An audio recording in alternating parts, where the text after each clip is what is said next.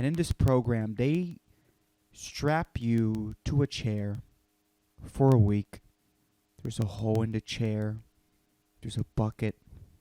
They strap you in that chair and they open your eyes up, Clockwork Orange style. They open your eyes up.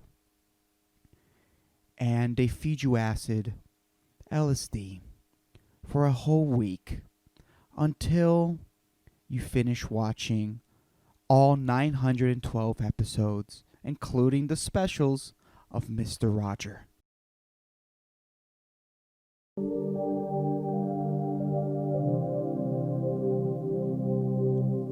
Oh, I didn't know you were here, brothers and sisters. Shalom, my beautiful listeners from across this beautiful land that we call planet Earth. Welcome to the new podcast, The Constant State, the beautiful and constant state of joy podcast.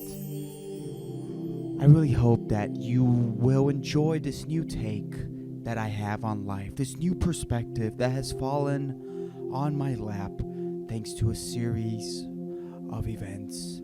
Last episode was episode 100, and I did mention how I wanted to change, how I wasn't the same angry person as I always was, and how now I want to be, and I want to follow the path of true, real positivity and happiness.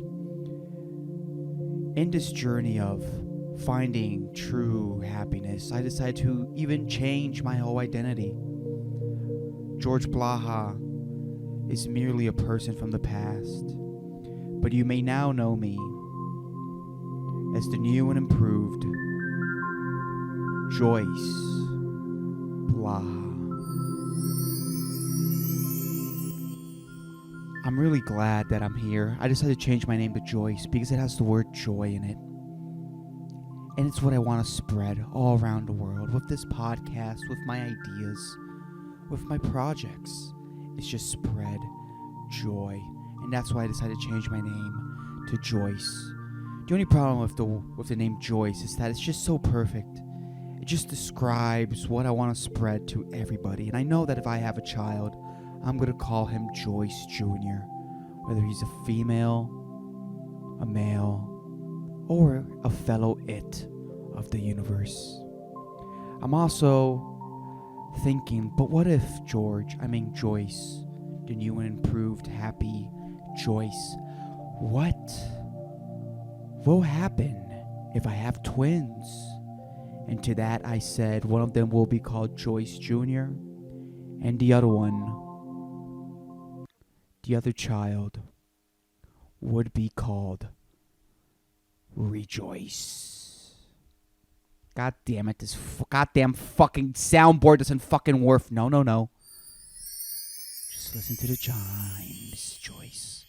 George is a fucking character from the past. Don't get mad at the soundboard. The soundboard is just as good as the humans who programmed it. Which sure, I may want to find their addresses and mail them some anthrax letters. That is something that JOYCE Blaha, your past and former self, would say. But I'm a changed man, and what I did was I went through a series of rituals. There's this program in Puerto Rico, which name I legally, because I signed a waiver, cannot mention, but I can talk about my experience with this fellow beautiful program that completely changed my perspective of life itself. And in this program, they strap you to a chair for a week. There's a hole in the chair. There's a bucket. They strap you in that chair and they open your eyes up, Clockwork Orange style. They open your eyes up. And they feed you acid, LSD, for a whole week until you finish watching all 912 episodes, including the specials of Mr. Roger. And let me tell you, That completely changed my life, dude. Mr. Roger is just a beautiful soul ahead of his time who dedicated his life to implanting great and beautiful ideas to children while they were young, to beautiful souls, just feeding them beautiful, cosmic, good karma. And here's an example of this. I love Mr. Rogers. I watched 912 episodes, and I'm planning to do the same meditational, LSD-induced meditation. I said meditation twice. I'm sorry, brothers and sisters. The LSD effects, the week long of consuming LSD, because they kept on doubling the dose each and every day, because if not, you're not get a trip. So I am still in a haze. Also, by the way, after the retreat, I wasted my whole stimulus check, because my stimulus check finally arrived, and I decided to waste my whole stimulus check in crystals and candles. Thank you very much, Bath and Body Works. Now my house does smell the way that the world would smell if we didn't have cars, I guess. But here's a song of Mr. Rogers that I wanted to show you guys that definitely provided some beautiful insight into my own problems, into the problems of my former self, JOYCE Blaha. Let's listen. What do you do when you're angry? Before we begin, let me say that what I used to do when I was angry was that I would really enjoy calling Disney World when I was very, very angry. When I've already wasted the amount of punches that I could punch a wall because my knuckles were just destroyed, but there was still so much pent-up anger left inside me. What I used to do was call Disney World and fake a bomb threat, because that was the happiest place in the world. And if I wasn't happy, no one in Florida or California, I would call both, would be happy. Let's continue. What do you do with the mad that you feel?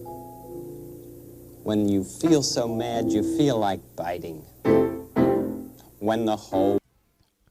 He said that he mentioned biting, and that really was a great breakthrough, because I used to, after I punched the drywall walls in my room, I would also bite them and eat them. It has a pretty good texture to it. Really, if you just put any sauce on it, the sauce masks the drywall flavor, because drywall is pretty bland, but the beautiful texture of drywall just crunching, just dissolving in your mouth, is just mwah. That's easily a 1 Michelin star restaurant. Let's continue with the video. The wide world seems oh so wrong, and nothing you do seems very right. What do? Do you punch a bag? Do you pound some clay or some dough? I didn't punch a bag back when I was my former self, JOYCE Blaha, but what I would do a lot was go to the cafeteria at the mall, and I would station myself, when I was really angry in public, I would station myself close to an Sbarro, and I would target people who were really obese, like sweaty obese people, like people who still had fresh sweat dripping down their forehead while they were inside the mall that had air conditioned. Because yes, I do live in Puerto Rico, but we're not savages, people. We do have air conditioning. And what I would do is I would station myself close to the Sbarro, and whenever a morbidly obese person would buy 5 slices of pizza, and he would carry it in the tray, I would run up towards him, and I would slap the dough, the pizza, the tray, from his hand so it could fall on the ground, and I would run. And of course I would outrun these people. This fat person's misery would definitely definitely filled me with a lot of joy back in today. But that is behind me. I'm not George Blaha anymore. I am JOYCE Blaha. Let's continue with the video. Do you round up friends for a game of tag, or see how fast you go? Yeah, I would do, again, something similar. I would just run faster than all of these ginormous, gluttonous people, and I would outrun them, and I would suffer no consequences. And not only that, but I would feel happy, full again, until the next day when the misery fell back upon me. Let's continue with the video. It's great to be able to stop when you've planned a thing that's wrong, and be able to do something else instead, and think, this song, I can stop when I want to, can stop when I wish, can stop anytime. And what a good feeling to feel like this, and know that the feeling is really mine. Know that there's something deep inside that helps us become what we can. For a girl can be someday a lady. Or a man, Mr. Rogers, but you know, again, you wouldn't understand. Let's continue with the video. And a boy can be someday a man. Look, I don't know, Mr. Rogers, if you want to really force a boy to be a man. I mean, that's his decision. You know what? I take it back. I fucking hate Mr. Rogers. That's a beautiful song, by the way. Let me be perfectly honest. No, I'm not going to do the character, this dumb, stupid character for the rest of the episode. I'm just following through on the bit that I proposed while I was fucking baked out of my mind last episode when I half-assed episode 100. Jesus Christ, people. That's a beautiful song, by the way. Like, just Mr. Rogers saying, he's basically just singing about, you know, how we should all just take responsibility for our own emotions. And that's really ahead of his fucking time, man. But Jesus Christ, nah, I'm still George Blaha. I'm still the angry fuck that needs a lot of work, that needs a lot of help, that probably does need a retreat where, I don't know, man, someone infuses acid with Mr. Rogers' cum, dude, and you fucking drink it in a ceremony. Everyone's wearing a fucking cardigan, dude, and you become a new person. I don't know, man. It would have been great. I think he's dead. Yeah, Mr. Rogers is dead. But if he was still alive, dude, he should have definitely become some sort of, like, shaman, bro. And just, like, do fucking ayahuasca ceremonies. But, you know, what he would do is just, like, up the price of, like, an ayahuasca ceremony because it's fucking Mr. Rogers, dude. Do you want to trip on DMT with Mr. Rogers, dude? Someone who definitely, most likely is a fifth-dimensional fucking being. And by the way, how the fuck did this guy never had a sex scandal? Like, the fact that this guy with his, like, calming voice and his just, like, happy demeanor, like, in this day and age, anyone who acts like fucking Mr. Rogers is labeled a fucking pedo, bro. Like, no one trusts a man like that. But, dude, this guy's squeaky fucking clean, man. But I would definitely do an ayahuasca ceremony with Mr. fucking Rogers.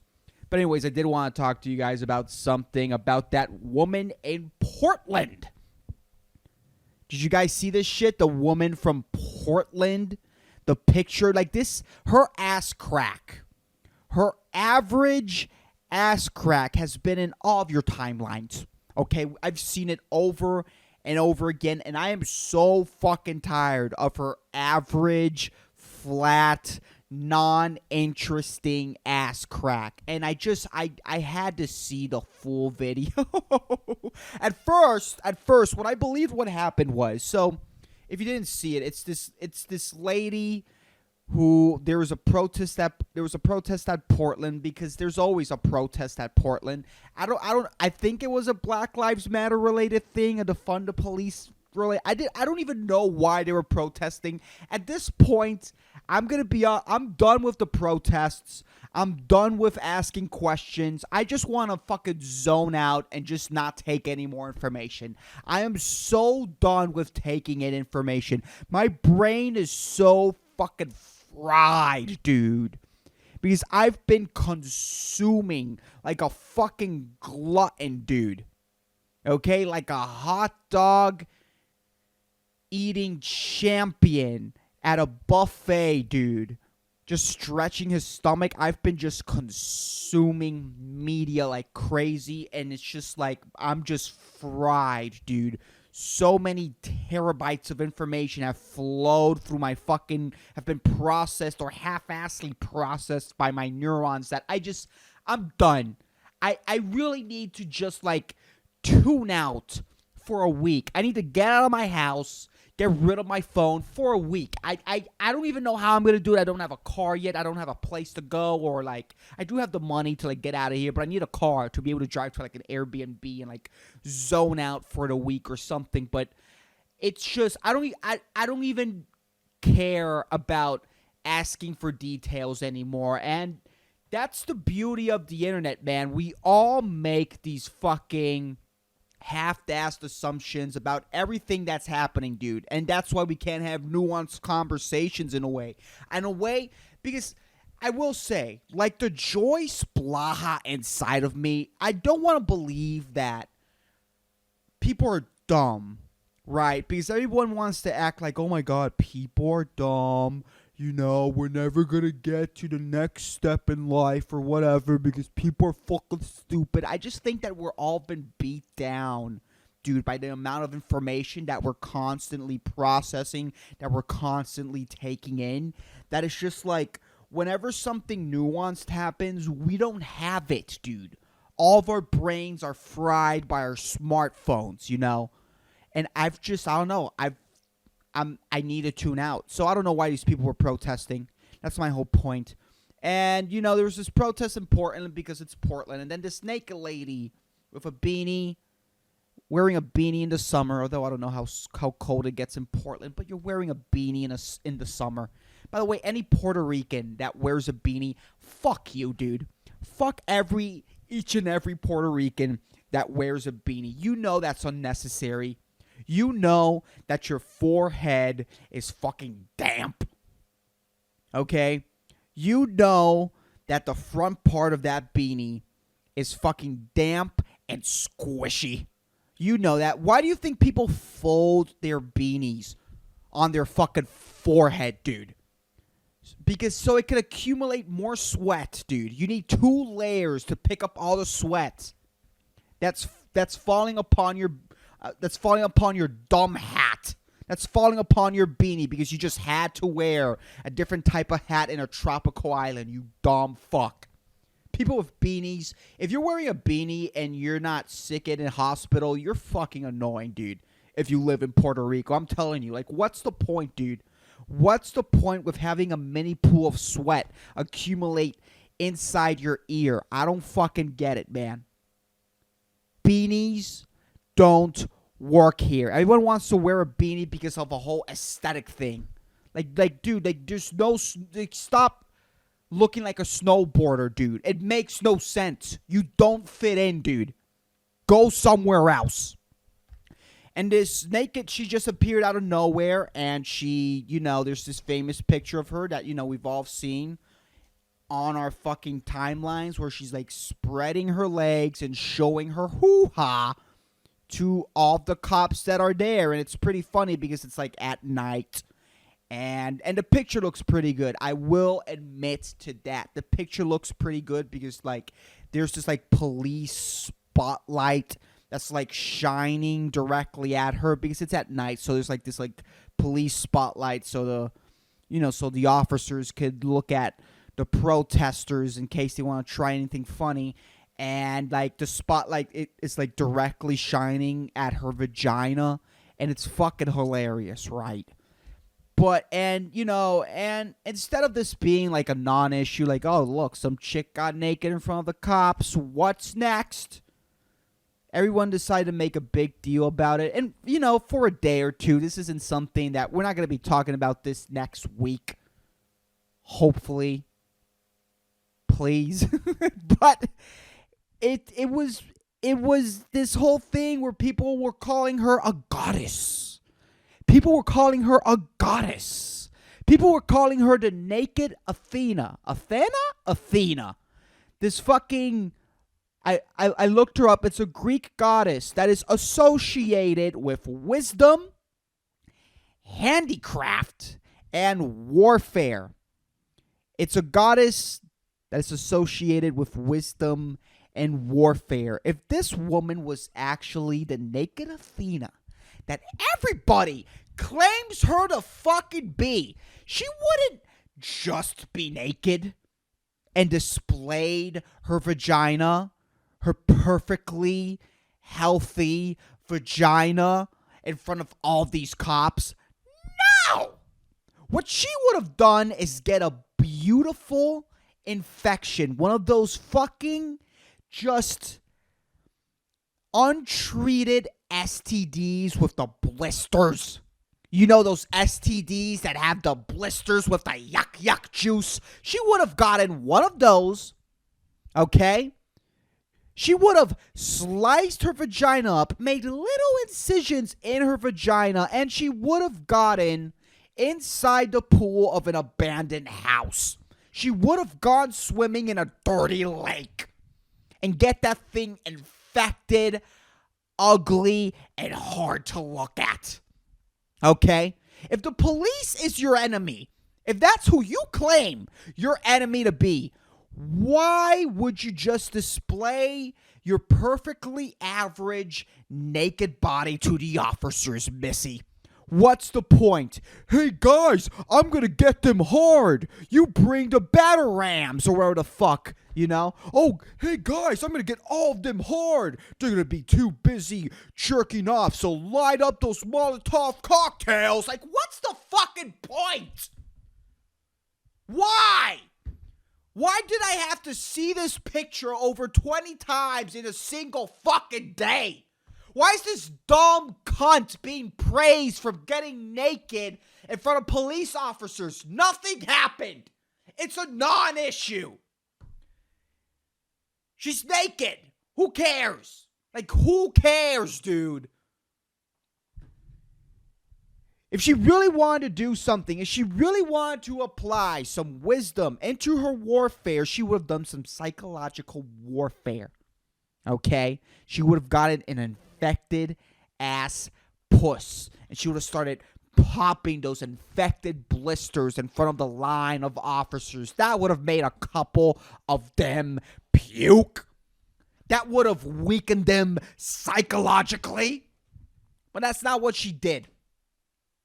That's not what she fucking did. At least fucking be naked in your period, dude. At least. Minimum. Be on your period if you're like one of these like super bleeders, man. Like, even better, bro. Stick a couple fingers in, you know? Stick a couple fingers in your puss, smear it all over your face, lick your fingers, disturb the officers. Take a shit on the street, grab the turd, insert it in your bloodied vagina, take it out. Eat it. Like if it's a dipping sauce, do something. You know? Oh, she just got naked and now she's considered a Greek god. Like, what's going on here? Why the fuck is it that every time a woman gets naked, she's considered a goddess? She's considered brave. You know, all these positive adjectives are just flown at this person. But whenever a guy gets naked, someone ends up in therapy. Why is that always the case, dude? I understand if the guy was hard because then he was like naked with intention. That makes sense. Your tears are valid if he was naked and hard, dude. But if he was, I don't know, if someone was like naked and soft and that traumatized you, like just shut up, man. Like, seriously, you're weak, you're a pussy, and you're a Ah, man, what I meant to do was, that's what you fucking are. You fucking, Jesus Christ, dude. But I can't stand social media. It really is fucking, it's not only addictive as fuck, but it's like a bunch of dumb opinions that my brain is it's just gonna process. If you read it, your brain's gonna process it, and then I keep on scrolling, and it's addictive too. Like it doesn't fucking stop, dude. And this is the dumb shit that I have to see, man. But every time a guy gets naked, dude, just someone ends up crying. There are tears involved, you know. And there's a lot of sympathy for that person that just happened to see a soft penis. Oh no! I didn't intend to see a soft penis of a stranger. That's just life, dude. That's just life in the fucking jungle, bro. Okay? That's what you sign up for. Every day you wake up. Every second that you're alive, you're signing up for something that is not in your control. You don't know what's going to happen. Get over yourself, dude. What's this bitch-ass shit where everyone's crying over a dick? It's like this. It's like whenever I see, like, I understand if you complain about random dick pics, complain about it. It's annoying. It's disgusting. I get it. But when you treat it like if it's like the most disgusting thing you've ever seen, dude, it's a digital penis. It cannot harm you, man. Okay? Maybe if it was like The Grudge. Was it like The Grudge? Is that the fucking movie where the chick climbs out of the TV? Well, imagine The Grudge, but in the form of a dick pic, dude. Like someone gives you a creepy phone call, and then, you know, he sends you a message. He gives you a creepy phone call. My penis is going to choke you to death. And you're like, what the fuck? You hang up. What the fuck's wrong with you, creep? You hang up. He sends you a picture, a text message with some media attached to it, with a couple of megabytes attached to it. And you open it up, dude, and it's a dick pic. It's a syphilis dick pic, dude. A syphilis scarred dick pic. And you're like, oh my God. And you know, since this is a horror movie situation, you drop your phone out of, I don't know, because you can't handle a digital dick, and the dick just like crawls out of your phone and it slivers to your face. You try to run from it, you know, you hide in the bathroom.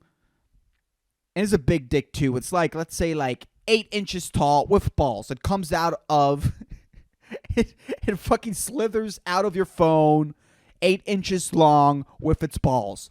And it's just like knocking on the bathroom door, and you're crying, what's going on? It keeps on knocking. You're crying. You left your phone. You're screaming for help. No one's coming. The knocking stops. You think it's gone, but you don't dare to leave the bathroom. But then you hear a weird noise, a weird rattling on the vents. And the dick got into the vents. And it fucking breaks through the vents of your bathroom. And it fucking plows down into your throat and blinds you with its balls. It testicle whips you in the eyes. You can't see. You trip over the shower, just trying to fight off this ginormous cock trying to crawl inside your throat. You trip on the tub and you hit your head on the side of the shower wall, and that is your demise. Like, if that was a dick pic, I would get it, but it's not. It's a digital dick. Block the guy, report him. Like, we need to start toughening up and stop being such pussies, you know, and stop applauding dumb efforts, you know. If an ugly person, if a fucking army of ugly, deformed people would have appeared that day at Portland, dude, gotten completely naked And they would have, like, I don't know, danced La Macarena or just, like, jiggled their fucking ugliness all around. That would have been much more effective than this fucking hippie that has a liberal arts degree getting naked in front of cops and feeling self-important when she didn't do anything. Okay? In fact, more cops arrived after she did that. So apparently a couple guys called it into the station like, hey, you're going to want to say this. Hey, Bob, I heard that you can't afford your internet bill anymore. Bring your body cam. Dude, just a couple of cops jerking off to their body cam, to the footage caught by their body cam that night. For fucking sure. Weaponize the ugly. That's all I'm trying to say, dude. Stop being beautiful. Stop flaunting it. And stop just stop feeding compliments to these people. They don't deserve it. They're not doing anything. That's all I'm trying to say. It's stupid. It's retarded. And honestly, it has to stop. Anyways, let me look for that inspirational quote. But anyways, I have a segment on this podcast where I say an inspirational quote. I love inspirational quotes. They really help me get through my week. And the inspirational quote of the week is, the supreme art of war is to subdue the enemy without fighting. Sun Tzu, The Art of War. That's a really beautiful quote. And that is why this chick got naked. You know? That is why she got naked. She could have gotten a rubber bullet to the pussy.